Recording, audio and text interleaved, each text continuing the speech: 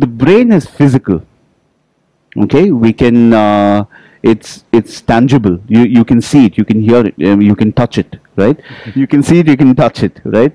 Now the mind actually does not exist. The mind is a concept so that we can understand it as human beings, right? You can say that the mind is nowhere, or you can say that the mind is everywhere. Like when we think, we say we're using our brain or we're using our mind. So we have an understanding. Remember, the mind is a concept so that we can understand. It's an abstract concept. Now, the two expressions we use are what we call your conscious and your unconscious mind. Now, some people like to call it subconscious mind. Doesn't matter. In NLP, we tend to use conscious and unconscious. So unconscious means anything that we are not aware of. Like, there are certain things that you and I are aware of at this point of time, right?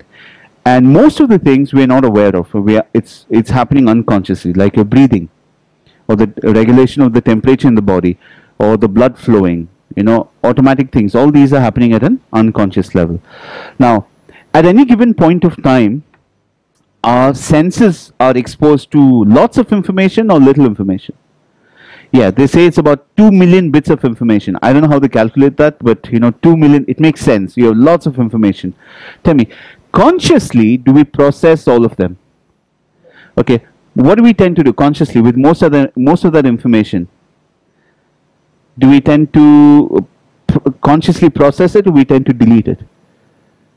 Most of the information is deleted. We take only a small percentage. So what we say, consciously, we tend to process 7 plus or minus 2 bits of information.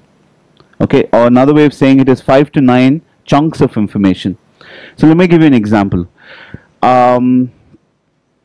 If you try and process too many things consciously, it can tend to get a little difficult. Like, for example, look at my hand. Look at, all of you stay focused on my hand. Just look at my hand. Okay.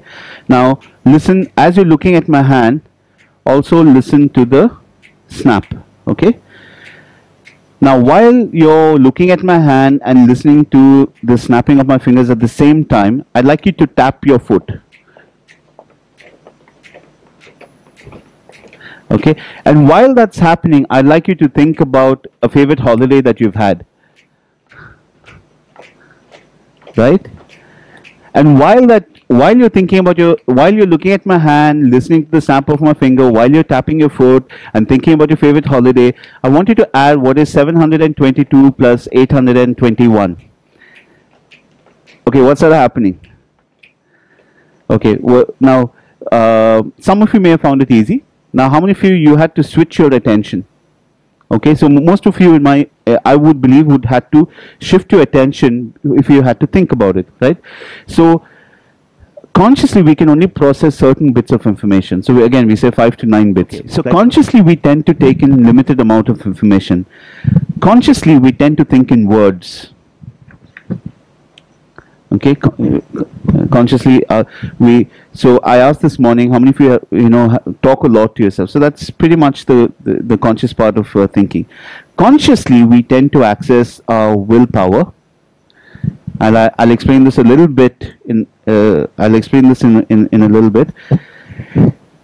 A conscious mind is what is called has what's called the short-term memory. So that's an example of, so they're telling you to get some 5 things and then we forget, right? How many of you have this experience? You're on the phone and someone's telling you the number, and have any of you noticed when somebody wants to give you their number, you don't have a pen and a paper? Right. So at that point of time, you ask them for their number and they say, okay, 98272842. And you're busy going 98272842, 98272842, and suddenly someone calls you. You turn around and you come back. Where's the number? It's gone, right? And before that, they put the phone down, right? So now that's an example of a short-term memory. I want to show you something. Do you see any connection between these two? How many of you have ever said, "I'm not going to eat chocolates. I'm not going to eat these certain foods for some time"? Okay? Or how many of you smoke here? How many of you smoke? So how many of you ever at some point in time said, "I'm not going to smoke"?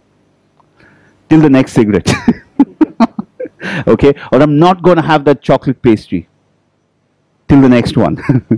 Okay, so now if we're only using our willpower, it can tend to be, yeah, it can tend to be short-lived, and I'll explain something over here. If we're only using our willpower, okay?